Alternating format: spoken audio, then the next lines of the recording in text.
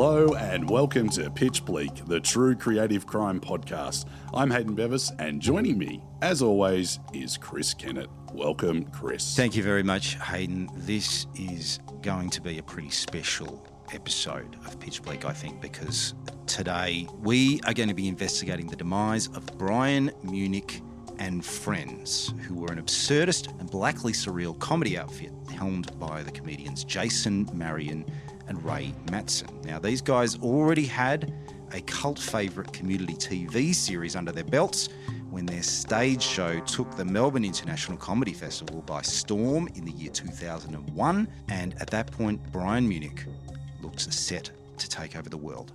But sadly, it wasn't to be.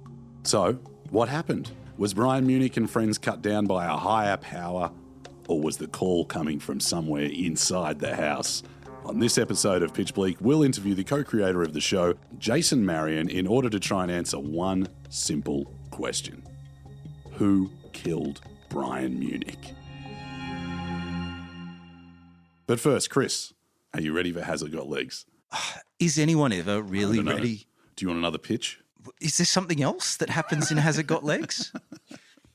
I've come in harsh today. You have walked into the pitch room and you can tell straight off, oh boy, this is an uphill battle. What do you got, kid? I'm a busy man. I've callen this one. Callen? I've callen this one. Oh, I can't even believe Colin this. who?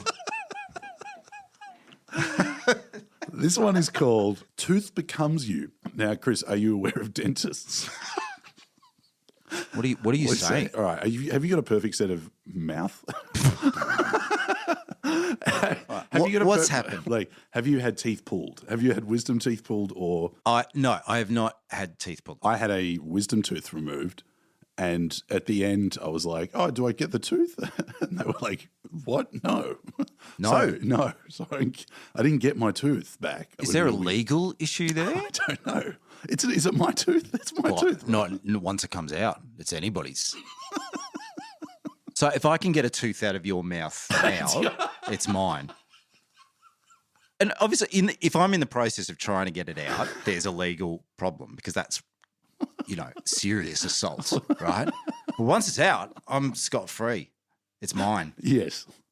So when I went home and I explained to my wife, I was like, oh, they didn't let me keep my tooth. She's like, what were you going to do with it? Like, what? Yeah. And I'm like, oh, I don't know. And I was like, I just felt like it was mine. Yeah. And I should have had it. And then I was thinking, if I had have brought it home and just left it around, like that would have extremely pissed off my wife. It's like, why is this tooth here in the kitchen or something like that? I was like, in the butter.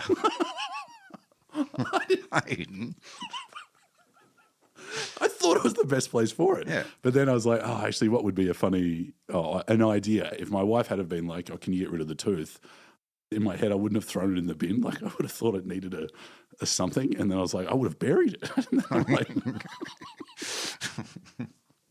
so the idea is, man comes home with tooth from dentist, is told this is a stupid idea, you shouldn't bring it out, throw it out. For whatever reason, decides to bury it in the backyard. Okay. And the next morning, a fully grown version of himself has now appeared at the back door, which was the tooth, now buried. And now there is two of them. Before we proceed any further. Yes. Can I just check? No. Because we've run into this problem before. Yes. You haven't put the number 2 into tooth because there's now 2 of the person. I had not thought of that. So it's in the same vein as multiplicity or another one of those type of things, which is fine. Just a different spin. I like the line, it's in the vein of multiplicity. So let me guess, it's about more than one guy? Well, yeah, okay. There's a lot of things going on in multiplicity. That's not the only thing, but that's the main. Yes, this is what I'm doing. Yes, it's about a bunch of guys. Now I know I can make more guys out of teeth. Somebody else is losing a tooth. It's going to end up, that'll be the twist at the end. Like somebody gets all their teeth punched out or something and then there's, 20 guys. This isn't where you want it to go, is it? No, well, I instantly went to being like, if I had another one of me, how can we afford to buy a house? And like, what happens to our insurance premiums? Is this so much as a pitch as it is just something like you're wondering about, what if that happened? But yeah, it's a pitch. Rather than a story. No, it's just kind of a thought experiment. But the story would be more about the practical element of having another version of you. Yeah. If you knocked on your own back door. Yeah. Does he sprout? What happens? Well, I don't know. You don't see we that don't bit? see that. You just see the man naked at the back door. And then I imagine if there is a partner, they would be like, we can't have this. That person's got to move out. Yeah. And then they would have to find a house and you'd have to help him find a house. Yeah. How do you practically get a lease or buy a house for this other version of you? They're going to have to get a job, all that stuff, right? Wow. That is what I want. Okay. Look, it's high concept. Yeah. But then quickly dives into mundane stuff about who's paying the mortgage. So, exciting opening. There's got to be a twist payoff at the end that really comes back to the teeth or making more guys, or how do we get rid of the guy? I've got to go back to the dentist and have this. There's got to be some sort of quest element here. Okay. And maybe it is like, let's rob the dentist. But both of them. They have to work together. And in fact, that's a better title for it. Let's rob the dentist.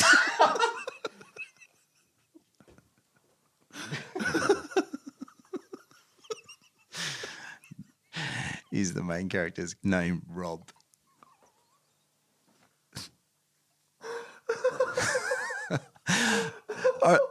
You could just pitch like it's called Let's Rob the Dentist, right?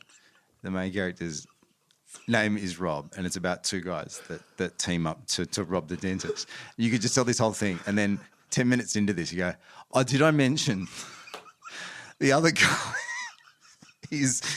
was grown from a tooth that came out of the first. Oh no, I didn't mention that. Well, it's okay because it's like that's backstory. I'm mainly focused on the robbery part now.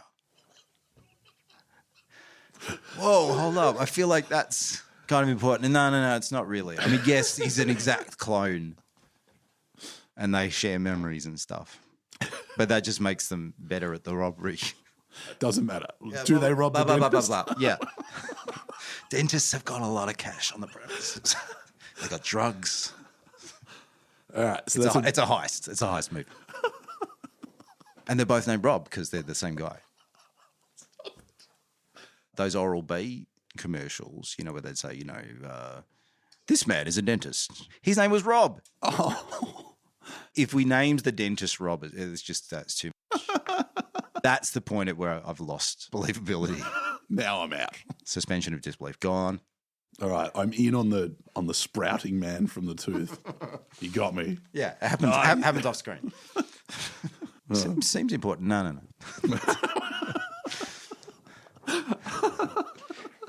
Oh, man. So it's got legs. Yeah? It's got legs and teeth. Brian Munich and Friends, here we come again to infect your heads. Brian Munich and Friends, look at your screen, it's showing Brian Munich. It's Brian Munich. There's Ted and Harvey, and there's Brian again. Brian Munich and Friends, here we come again, and here we come again, and here we come again, and here we come again, and here we come again. Hey Jude. It's time to welcome our next guest to the studio. Jason Marion is a comedian, writer, director. Can we tick all those? Did you say it's time to welcome our next guest, Jason Marion? He's a director, writer. Is that my name? Yes. It's a long name. A comedy all-rounder who has been practicing the dark art of mirth-making since the late 90s, where he cut his teeth on Melbourne's live comedy scene. This is where he met fellow comedian Ray Matson. Is that correct? Correct. Together they went on to create the Barry Award-winning Brian Munich and Friends, the subject of today's podcast. Since then, Jason has written and produced for TV shows on all of Australia's major networks with titles including Rove Live, Spicks and Specs, Hamish and Andy, the web series Warren and Hal, a personal favourite of mine, and When TV Was Awesome. Oh, yeah. He's a comedian's comedian and influence to many, a true man of his craft. Please welcome to the studios, Jason Marion. Welcome, Jason. Thank you very, very much. You're not a high-profile internet guy. No. If I go and put Jason Marion into the Google. No, that's right. In fact, if it wasn't for, I think it's Tony Martin who updates IMDb. Yeah. If it wasn't for him, people wouldn't have a single clue. Do people generally know that he does that? I don't know. Did you know that? I didn't. I'm aware that he's a fiend when it comes to trivia and whatnot. Well, I've always heard that. And so I only looked at it a few weeks ago. I said, and I wonder what my IMDb says now. For a long time, it credited me as, what was the first job I had? Full Frontal and a short film that I didn't make. And when you get credited with something you didn't do you then go and check it out? And if it's good, you go, I'll just leave that. I don't know about this short film. It could be disastrous. It could be the story of the Jackson Jive, blackface, and I wouldn't know. So I've just left it there hoping that it's not disastrous. And if it came to be that, I heard you made this short film about racism, that you love racism and you love homophobia, is this true? Fuck, all right, I'm going to get on to Tony Martin. Get him to take that off. So no, if I saw something, I go, I don't know what that is. You met Ray on the live comedy scene. Well, yeah. Now, is that true? You've blown it. No, that's absolutely true. Not around 95. I think we saw each other's stuff at the SB. I was in a group called Galloping Cow, sketch group. And we're doing all right, at least headlining at times at the SB and various venues around St Kilda and South Melbourne or wherever, at Armidale, whatever. And Ray was doing stand-up and it was awesome. And Ray and I built up a friendship and we ended up doing a comedy festival show, our first one in 1995, I think, or How to Live Your Life, which was ambitiously 2 hours in an outer suburban hotel with chefs cooking away in a very audible open kitchen. High-tech, stupid. Like, so 2 hour show. 2 hour show. Every second essential. We were not very good at editing ourselves. And there was 5 of us in Galloping Cows, like Jared McCulloch, who's been a regular, at least behind the scenes, writing, the weekly and whatever, and the Rove. And who else? Phil Cantoni, who kind of left the scene. He's a teacher now, but he was, and Stig Weems, who was like voice of the G and, more importantly, voice of a dog. Bob Morrison? Bob Morrison? Was it? Yes, Bob Morrison. Back in the day. Oh, man, that's fantastic. He was from WA, Ray was from WA. They worked together. They were the Deadly Brothers who used to beat each other up. The premise is they just would beat each other up. Is that? I can't remember. Is that just boxing? Is that like... Yeah, it was a boxing match. Yeah, that's right. They were wrestlers. Sorry. What was the origin of Brian Munich and Friends? I'll tell you the origin of the name. So, I was in the background and then a soccer match came on. It was Manchester United and they were playing a side called Bayern Munich. And I don't know if I was drunk or whatever, but I heard Brian Munich. They're playing Brian Munich? And then I came close to the TV and I said, Bayern Munich. Okay. But I'm going, Brian Munich, though, that's a cool name. And I couldn't get Brian Munich out of my head. So I've gone, Brian Munich, that's a name. That's the host of a show. But that wasn't like the origin. That was the origin of the name. Before that, Ray and I were doing shows. We did a show that we love, probably our favorite, even as much or if not more than Brian. It was called Boob and the Pigman Go to Mexico, which we did in a Nicholson Hotel in Carlton, which has been bulldozed since, and now there's apartments. But it was about these two. It was a road trip comedy festival show. About 2 guys escaping the murder of Larry Amdur.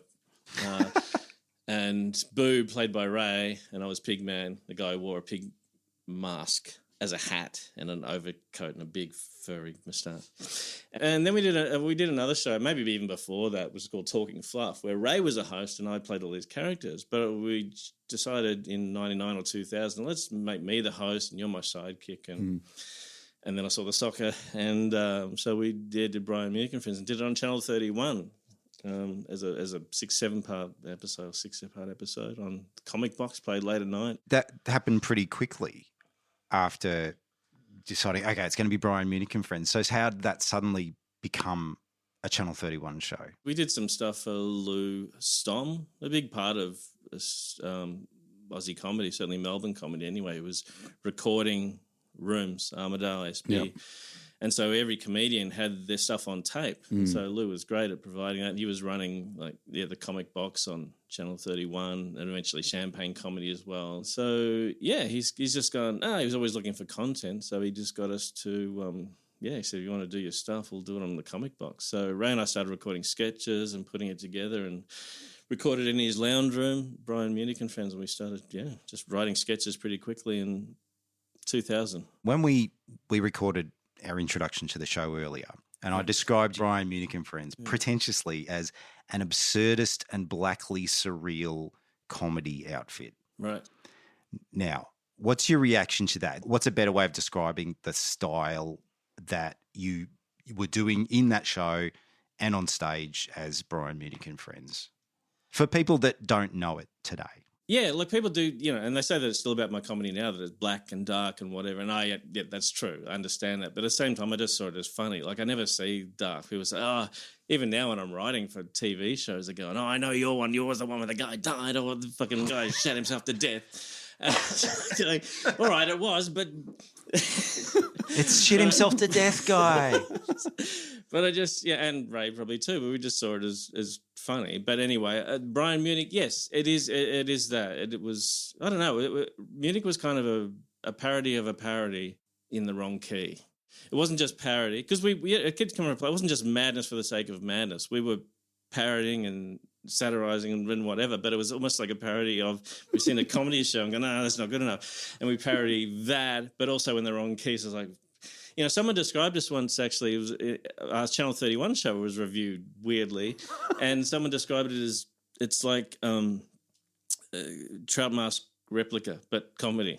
And Trout Mask Replica was Captain Beefheart and his insane double album of avant-garde shit. He had like R&B and jazz and fucking all sorts of shit. Did you have any direct inspiration for there's the really fucked up bit of Brian Munich. Well, the violent, dark, macabre, scary part. So I'm sort of wondering where that's from. That comes for me anyway. It comes from Enid Blyton and Stephen King. Yeah. Okay. The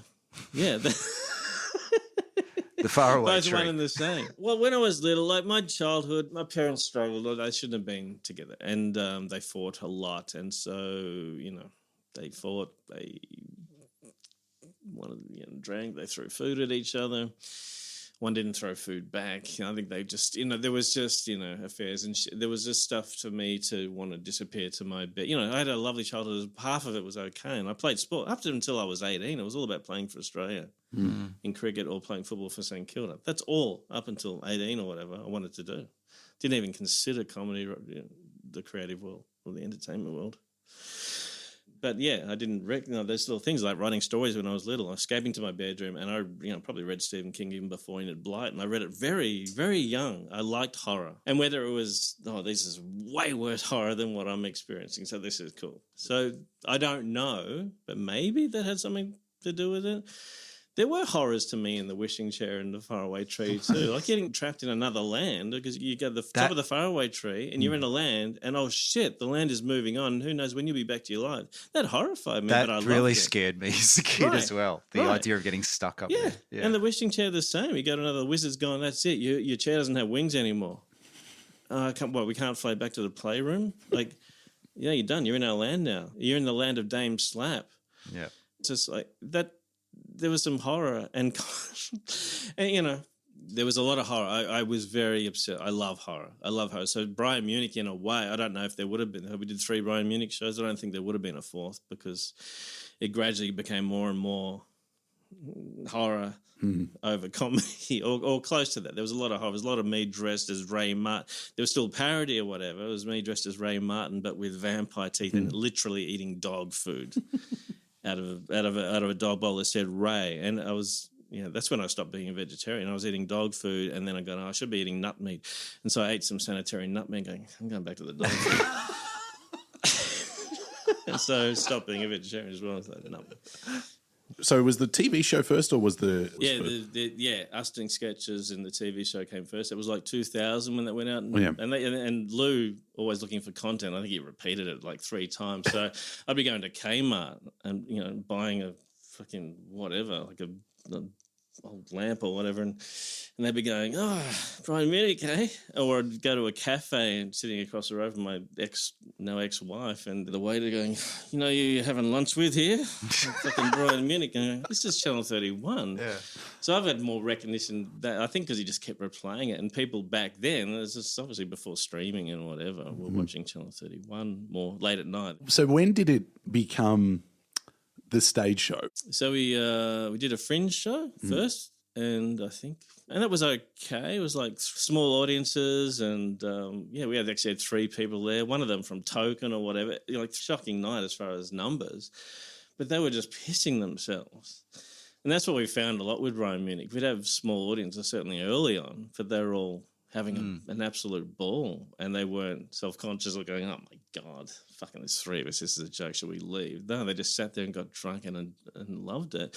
But the fringe did help us kind of hone a few things, and and that led to the Comedy Festival in 2001, which we did at the Trades Hall. And that started slow as well. There was one audience of 6 people where one person vomited and had to be taken out by 2 of their friends, leaving 3 people. And I don't know if they vomited because of us or because they were sick, but they did come back. All of them? All of them came back. Yeah. The girl, I think it was 6, she going, "I wanted to come back." Like she said that aloud, like the greatest heckles, just like, in the middle of me doing something to the 3 people who were there, like in the middle of a monologue. She's going, "I wanted to come back." So it was 6 again. I'm going, yes, we're back to 100%. Now that's a pull quote for you next. "I wanted to come back." Girl who had just vomited. When do you realise that it started to do well, like during that comedy festival run? Probably only, like, we loved the show, however many people saw it, whatever. But, yeah, you get a review, and it was Fiona Scott Norman who was reviewing The Age. Back then when reviews were actually, I don't know, they seemed to mean something. Fiona Scott Norman is going to review our show. I hope she likes it. You did really care about that back then. Now, Well, you didn't have online buzz. No, you didn't have, yeah, so in 2001. No, you didn't. God, we didn't even have This that. is pre-9/11. That's right, it's pre-9/11. We didn't have YouTube, and so that was another thing Ray and I talk about now, going, imagine if YouTube was around, we were just uploading this stuff. Would our lives have been different? Would it have taken off? I don't know. But, so we were hanging out, and we were still up. We were partying, and we were drinking whatever after a show, and we were up so late that the papers were arriving on the doorstep. Yeah. We're probably at the shitty hi-fi bar and coming out, and the papers are arriving, we're pulling them out and just going, fuck, it was a 5-star review. It was a big review, loving it, absolutely love it. And bang, then people came. The audience just started to grow purely from the press there. So eternally grateful that she liked that and wrote a good review. And then, audience started to come. As far as making money from a festival, you never do. But so we were, they came late. But that led to us getting nominated, more people seeing it, and to the point of us actually blowing our minds by winning what was then called the Barry Award, which is the best show on the festival, and the Age Critics Award. I think it was Bob Franklin who was announcing the award. And so he's going through the nominations. And I think possibly the final one was us. And Brian Munich, who you'll never hear of again, but the token Australian act. And, whatever. It was very funny and got a good laugh. And it did seem like that. And then he goes, anyway, the winner is, and he didn't know. He's opening, he goes, the winner is Brian Munich and Friends. And he's great, and he loved our stuff too. So he was just making a joke, going, probably thought these guys should win it, but they won't. And we did. Was this a shock to you? I don't know. Did you think you had a chance? No, I always think I have a chance. I'm always mad enough to think I had a chance, and I thought we did have a chance then. And so when it was announced, it was surreal. It was weird. But we just went down to, fucking right, we should win. Part of me was going, yes, we deserve, absolutely. I thought we deserved this. Yeah. But it was terrific that the festival, whoever was involved, recognised that. So you've won the Barry. Yeah. What are your expectations from there? Did you think, the world's our oyster now? I don't think I was mad enough to think the world was our oyster, because I think when you're telling someone, we won the Barry Award, and they go, what's the Barry? And they go, well, good on you. I won the Trevor Award. Like, what's the Barry? It's just a name. Like, what is that? So in a way, now it's called, whatever it is. It's just the most outstanding show. outstanding. Yeah, it's a very long name, but it's very clear what it is. It's like, Dude, Where's My Car? Like, movies became like very clear what they were about. The festival award is Were you happy when that happened? When Dude, Where's My Car came out? You go, finally I know what this is about. He's obviously doing what it his says car. on the tin. Good. That's all I need. Thank you. So, the Barry Award, which was a poster.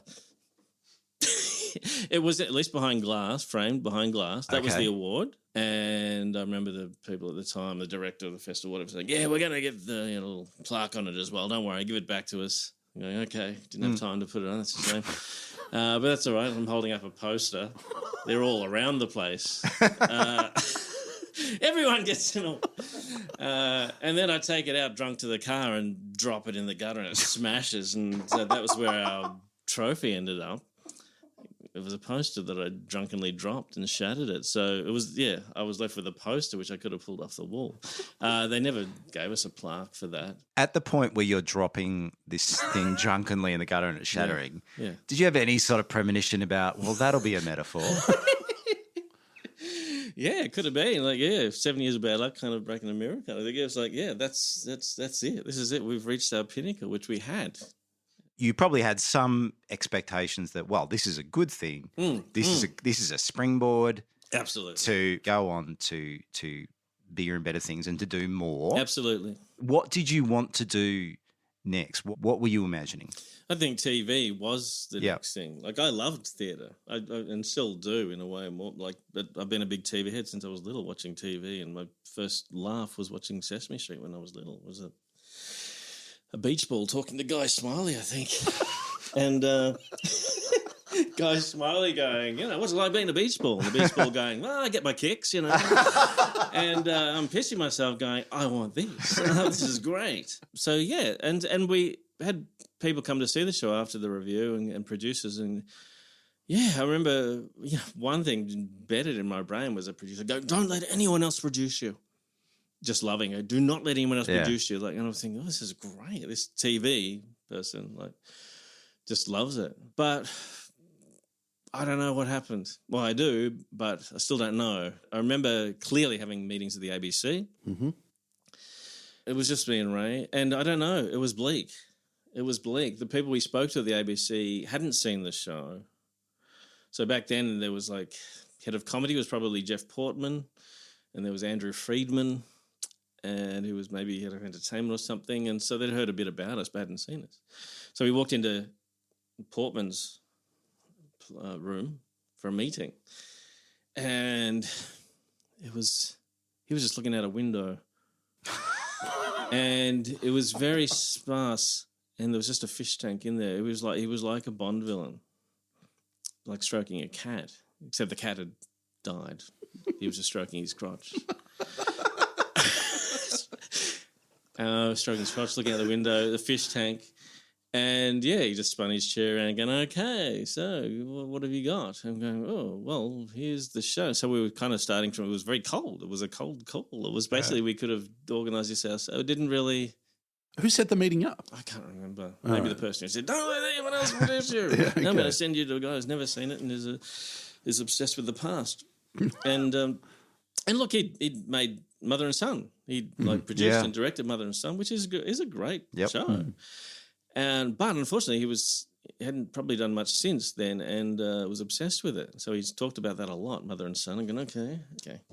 And they were definitely after a hook. Anyone we spoke to after that, they were after a hook. They wanted a hook because it's not enough. I'm going, aren't we the hook? Like our sense of humour, and it's a TV show, frames a TV show, but what happens in there is kind of insane and goes in places that you don't expect. And they're going, well, I need a hook, like Brian Munich in space, or but it's just like.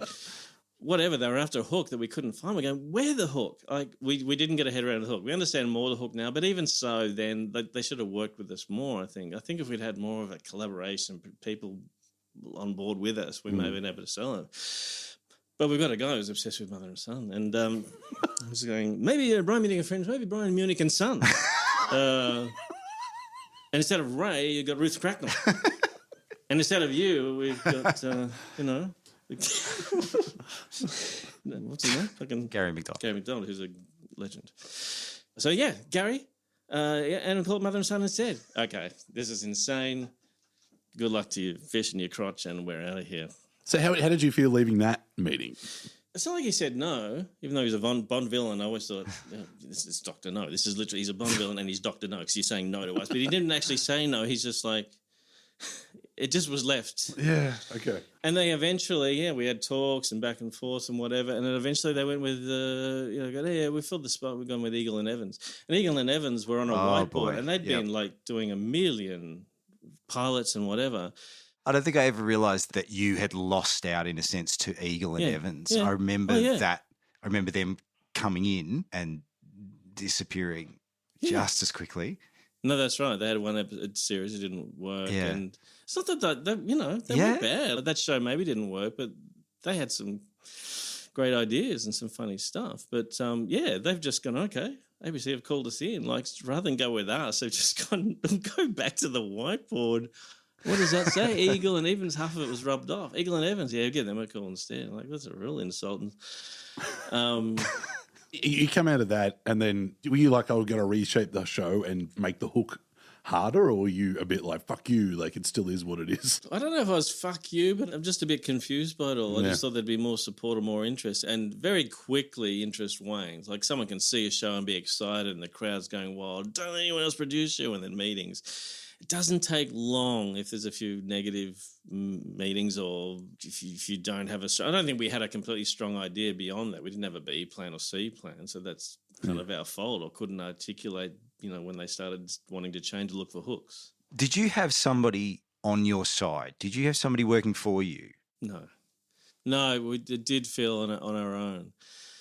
And that's the difference. And these days, when I am working with people directing shows, I believe in collaboration. I believe in getting people around you who have strength in certain positions, who can talk the talk for you. We didn't have any management. We didn't have anything. We were pretty naive.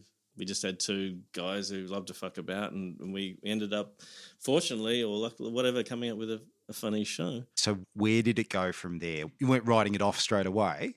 No, we did write it off straight away, and we loved, live theatre still. So we just going, we'll do another show. And after winning the Barry, God, this is a great. You win the Barry, you get a town hall room, and we'll at least start maybe making some money, or at least getting audiences in. They won the Barry. Let's you can see these guys consolidate in 2002. That's right. And more producers will come and see you, and then things start to develop TV-wise. For anyone who doesn't really know the Melbourne International Comedy Festival and the locations that things are, like, how important is the town hall? It's the hub, obviously. So a lot more shows will be sold out there. A lot of people go to that. I don't know if they've had the blackboard last year, but there's a big blackboard, and everyone goes, right, who do we see? Who's on right now? And it's right there. So it is the hub. And right then it seemed important to us that we get a room there. We just wanted to. We always wanted a room in the town hall. We're in the hub, whatever. And this was our best chance because we got the Barry Award. So came the next year, the Comedy Festival show. We're doing sketches throughout the year, and then we got a new show ready to go. And, we applied for a town hall room, expecting to get it because we won the Barry. And, the information comes back we didn't get the town hall room. We performed the Barry Award-winning show was at the Trades Hall, and the room that they gave us wasn't even the Trades Hall. It was a little bit further away, or somewhere down Victoria Street. I don't even know what this place is. Why are we there? Is it just a new place they're going to really advertise well and turn into something huge? Well, it seems weird, though, because they don't like that Trades Hall area. There was one year where Trades Hall was actually left off the map. Yeah. I'm going, what is this place? And we had a look at it. It was kind of, from memory, kind of dilapidated. I feel like it was going to be bulldozed, not built. It was just with you in it, possibly. Yeah, I think that was the plan. I go, what has happened here? We went to the comedy festival and spoke to the powers that be, and a particular person who could answer the question said, why didn't we get a town hall room? And that person has gone, we thought you liked it out there. What? Well, we liked it out there. What do you mean? Like in a building ready to be exploded, turned into dust? No. Why? What's going on? And then that person opened up a drawer by their right hand and pulled out an article from the paper and showed it to us. The desk was big enough for me not to be able to read it from there, so it's quite dramatic, but I'm going, I don't, there's something about Harvey Norman, 10% discount on outdoor furniture, but I what else? And so she pointed to held it a bit closer and going, okay, still can't read that. And she said, let me read it. And Ray had spoken to a journalist, and it was purely the journalist had called Ray. And they wanted to write an article about the comedy festival and how smaller independent acts kind of suffer at the hands of larger acts. The international acts get favoured over. So it's just tough to make money in the comedy festival, especially as an independent act. And, of course, that's going to be true if you're an established international act versus independent acts. And Ray, he doesn't go out of his way to cause a stir, doesn't want to rock the boat. He answered the call and said, yeah, sure, yeah. No, it is tough. It's tough to make money, especially, yeah. He's basically reiterated what the journalist wanted him to say, but in a nice way. He's not the one to be banging down a door saying everything's fucked. He's just keeping the peace always. But he said, yeah, it is. And to be honest, it is a bit hard, but it's almost not what we do it for. We don't go into the festival to make a profit. We know it's going to be tough. But anyway, the journos turned that into something, and Ray Matson said it's impossible to make any money and the international acts get all the favours. Again, not anything that is, some unexpected or untrue in a way, And the person in question took it to heart that we spoke against the comedy festival. And so that's why they were showing us the article to say this is why you haven't got a room at the town hall, because you went against us. And I was appalled, as you should be, appalled by that going. That is insane. That's incredible. And so we're not getting room at the town hall because Ray said it's hard as an independent act to make money when the big acts are coming in. Because they're on the gala or whatever. So people at home, they're watching the gala. They're going, who do we see? Let's see that guy. That's just, it is how it is, good or bad. So I thought that was rough, to say the least. And so we just gone, oh, fuck, okay. We really wanted to have a mature conversation, which I think should have been had before the decision was made. If this person had a problem with what was said, then come to us or talk to us and say, not happy with this article. And then Ray would have probably said, this maybe kind of entrapment or whatever. I just said, yes, it is tough, but I didn't mean anything by that or by the festival. I love what the festival has done for us. So Brian Munich and Friends continued. You found another venue, did a show in 2002, you did another one in 2003. Yep. At what point did you just stop working or giving the energy you needed to Brian? So Ray and I still did some live gigs. I mean, what was it? What's that venue? It may still be there on Chapel Street. Revolver? Oh, you were horrible Revs. Yes. Yeah. Shocking, but I don't know. There's some little soft spot for it. But they had a room at the front, which they would occasionally do comedy. So our last thing we did as Brian Munich and Friends, or Ray and I, was a gig at Revolver in the front room. Maybe this did signal the end. But it was us dressed as Ringos, but on the screen, a big screen above us, we recorded ourselves as Ringos reviewing what we were doing below. It was like a stretch. And the person doing the tech had a big arse. It was just timing. It was a bit tech-heavy stuff. And he was a great guy, but he'd recently struggled. I think he'd had an accident on the Great Ocean Road. Yeah. His truck. I don't know why I'm bringing this guy up, because he did a. I'm putting him down on the Put on the list. No, he's not He's on the crazy list.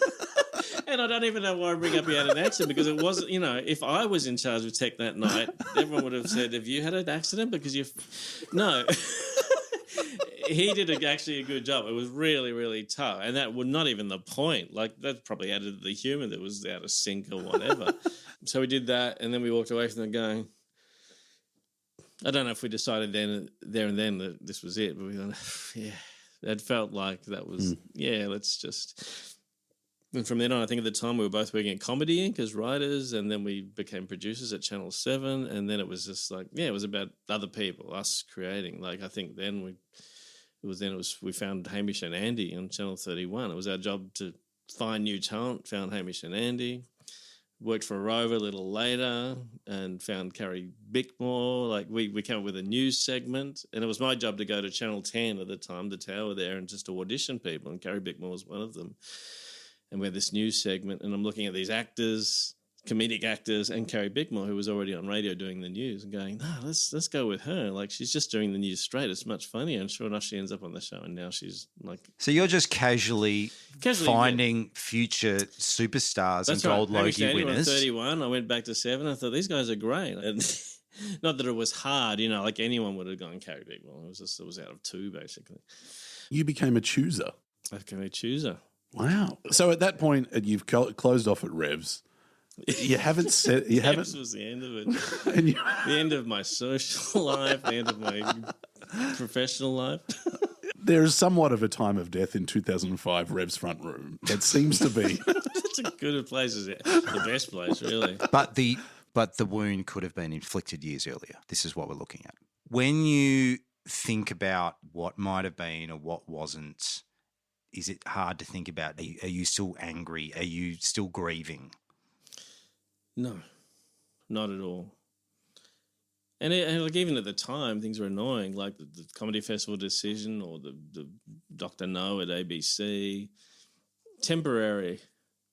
Kind of like some bloke putting his right-hand indicator on at the last minute of the lights, That is sort of annoyance where you just yell out the window and then tailgate him till Christmas and fucking beat his fucking windows in. No, it's kind of temporary, and so now I don't think back at all, and I just go, I wasn't in the right place, and this is where it comes to if I can, the killer is me. I think in the end, it's just not where I was at. Sure, these mad people were not giving me what I wanted, but at the same time, I possibly wasn't able to articulate what I wanted or able to convince them. I wasn't experienced enough. Or maybe there is some other sort of self-sabotage where, I like anonymity. I'm not sure if I was ever meant to be in front of the camera. That was the first thing I did when I was a child was watching The Sullivans, an old Australian TV show. And I went away and wrote a book in my room called The Silly Monsters, like a parody of that, about this family of monsters. And I made it into a book and stapled it together and gave it to the members of my family. And, often what you do as a child is a vision of the future, I think. And so me writing that little story and this little parody is probably what I was really comfortable doing. So Brian Munich came along and it did kind of explode in a small sense, in a local sense. And so, here we are. Okay, I'm going to be... This is me on TV. And so I can't deny that there's some small sense of anxiety or nervousness about being there. I would have gone through and done it, whatever. So there's some small sense of us being, I don't even like saying destined to be behind the scenes, destined just to be writers and not those people. Because even now I like to think maybe, because I still occasionally put myself in front of the camera and like it. But maybe there was some small sense that I didn't like to recognise that I was saying I'm not ready for this. There's an element of timing there. And it kind of dovetails with a thought that I've had about Brian Munich, which is that it was possibly ahead of its time. That you guys and what you were doing and what you were selling, fish crotch at the ABC, simply wasn't able to see how that would fit in what TV was at that time in the year 2001. Yeah. Because something that sticks in my mind a lot, and I don't know if it does for you at all, but you mentioned that you guys went on to work at Rove. You and Ray were head writers at Rove, which is where I got my start in doing things. You brought myself and Declan on in 2007. One evening, somebody brought in a DVD, which was called Tim and Eric's Awesome Show. Yeah. They had a DVD from this new Adult Swim series, and it was like, you got to look at this. and it was this off-the-wall kind of crazy, blackly surrealist, sketchy, parody-ish show. Right. And we were all watching going, this is amazing, this is fantastic. And I'm thinking, this is Brian Munich. This is what you guys had been doing 5 years earlier. Now, I just wondered if that struck you at that time. And that was the shining example. But since then, there have been a lot more offbeat comedy. Did that stuff ever make you feel like, God damn it, we could have ridden that wave. We were ahead of our time. Yeah. I'm trying to get you upset is what's happening here. There was a little bit of that. Ray and I have definitely talked about that. And others had too. Like the people have mentioned that maybe we are ahead of our time. I think we were. So to see Tim and Eric 6 years later or whatever doing what they were doing. But whatever they did it well. And they had support and they had a team behind them and they sent their stuff to Bob Odenkirk. A visionary, and some guy's going to go, these guys are fucking great. They send their stuff to Bob Odenkirk. We had a meeting with Dr. No at the ABC with his fish. Who knows? If we're in a different country, if we're in the States, if we're in the same position as Tim and Eric, at the same time as they were, would we have kicked off? Don't know. So we are coming to the time now to actually identify the killer of Brian Munich. I just want to go over quickly the list of suspects that we have. Oh, just established, haven't we? I know, but we got to put this beyond a reasonable doubt, Chase. So we've got Strokey McCrotchfish at the So can we say NBC. his name? I don't know if he's Jeff Portman. Jeff Did you Portman. have Is that? he alive? He might be I dead. don't No, know. he died in 2019. There you Oh. go. Andrew Friedman, the other We're guy, in the he died clear. as well. We've got a fairly serious accusation about the Melbourne International Comedy Festival. Yes. Brain damage tech at Revs. I apologise to that guy. Carrie Bickmore. How was Carrie a suspect? Hey, She was around. it's on the She was wall. late in the game. We've got your contention that it's a self-inflicted wound. You're pretty committed to that at this stage. Right. Yep. Yeah. Do you want to kill Brian Munich right now? Oh, okay.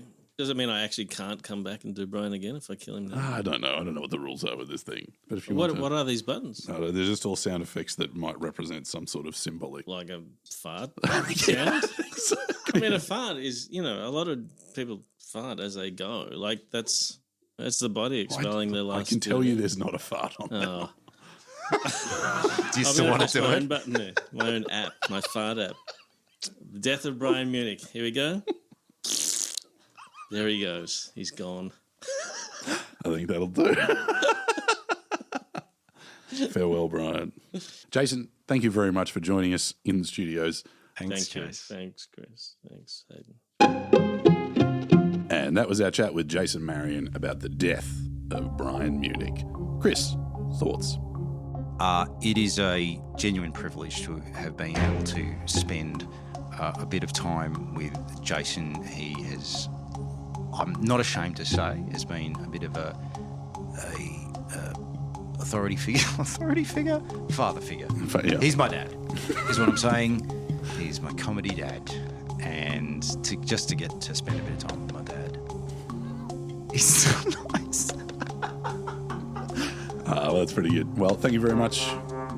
We don't have an out now. Like, you've taken my out away, so I don't know how to end these anymore. Since I can't say Hayden. keep on trucking anymore. And yet you do.